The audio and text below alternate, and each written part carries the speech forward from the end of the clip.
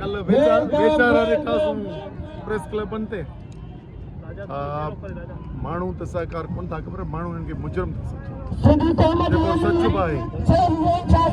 एहतजाज कंहिंजे ख़िलाफ़ हो जिन कैनाल मंज़ूर कया त कैनाल मंज़ूर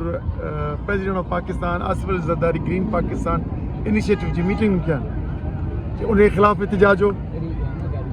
पार्टी अॻुवान अथनि वठी कॉलर मां लाहे छॾींसि या उनखे चवनि त पंहिंजी अप्रूवल वापसि वठि हिते ही सिंधी माण्हुनि जो ख़ुदिरू मुख़्तलिफ़ सियासी जमायतुनि समाजी तंज़ीमुनि नौजवाननि वकीलनि सभिनी जे सॼी क़ौम जे उथी पवण जे करे इहो दबाव महसूसु कंदे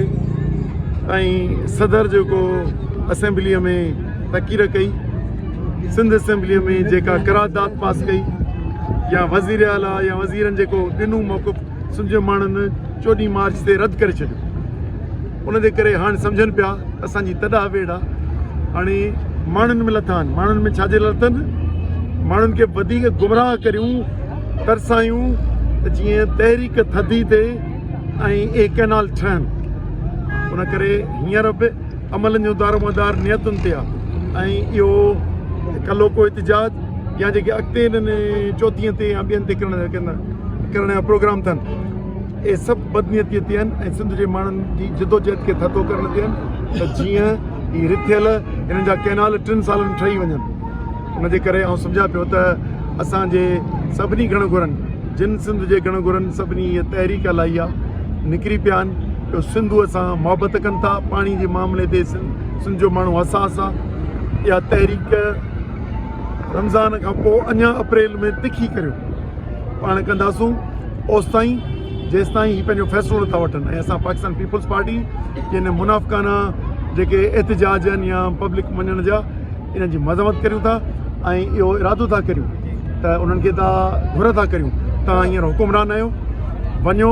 वञी जीअं अप्रूवल वरितो अथव तीअं वापसि कयो अथव असांजो चीफ मिनिस्टर SIFC जी मीटिंग में हा करे थो अचे हिते वरी ख़त लिखण जी थो ॻाल्हि कनि उन करे हिकिड़ो ई रस्तो आहे सिंध जे माण्हुनि खे बि यादि अचूं त हाणे हिननि इलेक्शन ऐं इक़्तिदार जे एवज़ सिंधू नदीअ जो सौदो कयो आहे